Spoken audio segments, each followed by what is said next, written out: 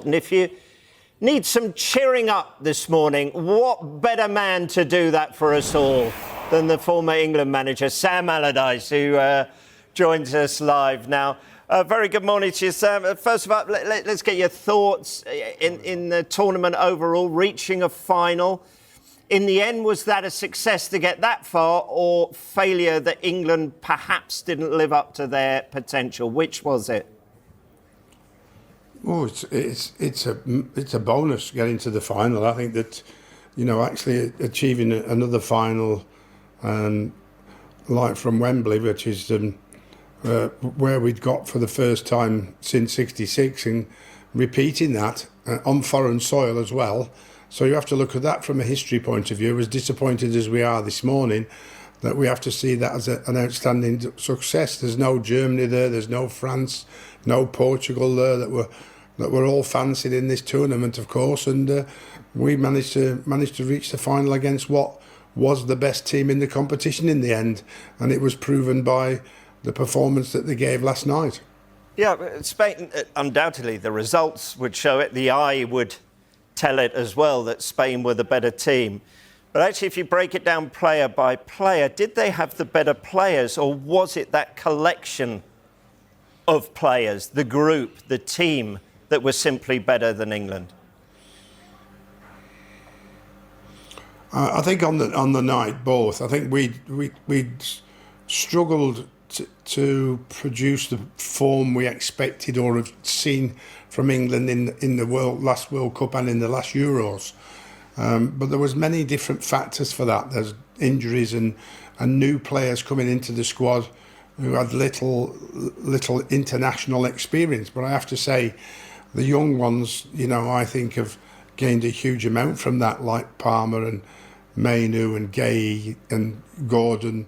I thought they were, some of the outstanding performances that we got, But what we didn't see the sort of performances that we used to see on a regular basis in the Premier League. And I think that is the difference between the changeover from league football into international football, and finding the right rhythm for a team where players only come together, 5 or 6 or 7, 8 times a year to try and get that blend. They've certainly got the unity. That's obvious. You hear that from all the players and the manager. They've certainly got the bond, and they've certainly got the fact that they get on with each other, unlike previous international tournaments and previous England teams, which has been well documented.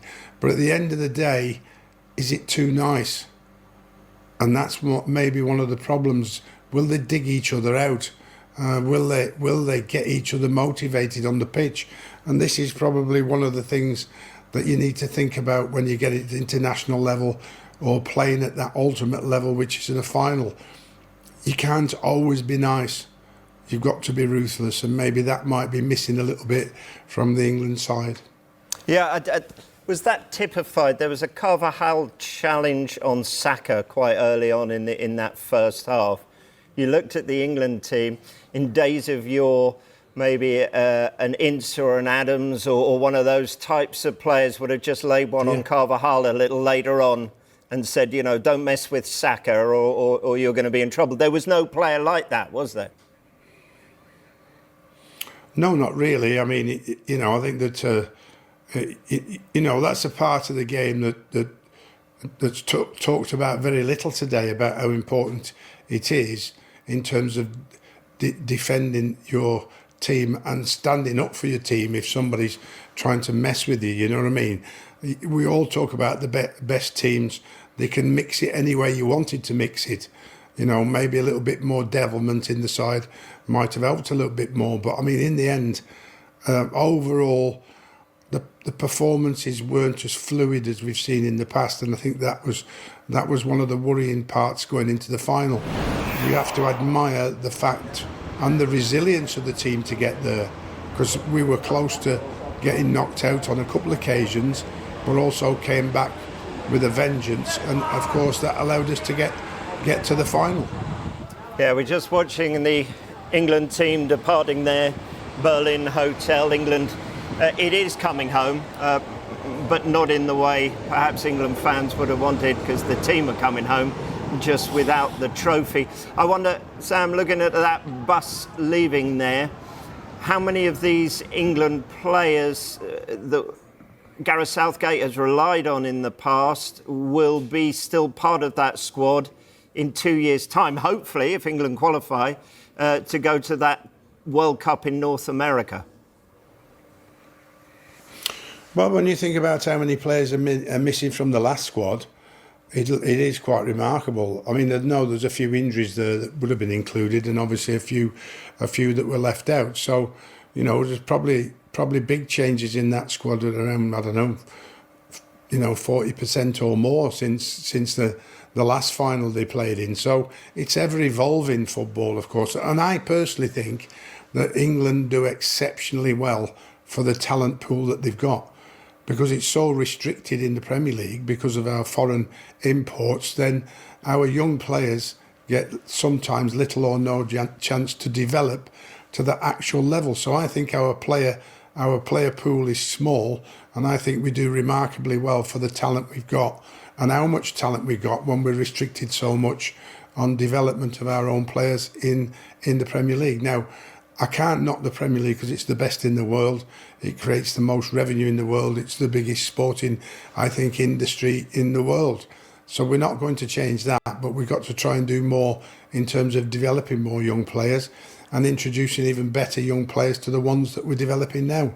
And then we will have an opportunity to maybe win a final at some stage. But this has been a really good era over the 8 years. Don't forget, we cannot forget that this is the best we've done since '66. So, you know, many teams before that have looked like they're going to win it, and they haven't. This team looked like they were going to win it. Certainly, perhaps not in this Euros, but certainly in the last Euros, and we can't quite get over the line. Why can't we get over the line? Why can't we get over the line? In the end, quality of player in the right area. I think we had many goal scorers that scored lots and lots of goals at their clubs. You look at the goal scoring ability of Bellingham, Foden, Palmer, Kane, Watkins. You know, you look at all those, how many goals they scored at the club level, and how many chances and how many goals did they score in the Euros. And that was probably one thing that I looked at in terms of how many chances did we create. And I think that has to go down to the fact that we all know that we didn't break defences down as good or as quick enough to give those players more and more chances. So that's something that needs to be worked on. And certainly the system, fitting players into the right system that are comfortable in the position that they're going to play, and make sure they're comfortable. You're better off not, if they're not comfortable playing in that position, you are better off not playing them and playing somebody that is. There we go, back to Alf Ramsey in '66 with that debate, don't we? Let's talk about Harry Kane. Yes, he scored 3, joint top, but was there a sense in you that this isn't the Harry Kane that England fans know and love? Absolutely. I think that, you know, for Harry, I mean, is this his last international tournament? Who knows? You know, but he's obviously, he's had a huge impact on England. His goal scoring ability has never been in question, but his contribution to these Euros has been minimal compared to what we're used to. And is that the new move to Germany, shifting his family for the very first time, coming out of London where he's been familiar? Although he's done exceptionally well for Bayern Munich, you know, has that taken its toll on him? All the games he's had to play, a new move, a new family environment, and coming to international football, he didn't contribute, not just with the goals, but also with his hold-up play and his creative play. We didn't see that quite as much. But in saying that, it's the rest of the team he relies on for support and service, and that was lacking somewhat in the early stages particularly. and I think in the final yesterday, what you've got to get right, which is why Spain won it, was Spain defended as well as anybody in the Euros and attacked better than everybody. So the combination of the two was right. What England got right this tournament was they defended just as good as anybody else, but didn't get the creative side in the same balance, and ultimately which cost them the final in the end. Spain got both absolutely perfect, both from a defensive point of view and from an attacking point of view, whereas we lacked the attacking flair at times when we needed it. But defensively, I thought we were outstanding. Yeah, if we draw parallels with '66, Jimmy Greaves was the nation's goal-scoring hero, wasn't he? He was injured. He was fit enough for the final, but South went with Jeff Hurst. The rest is history.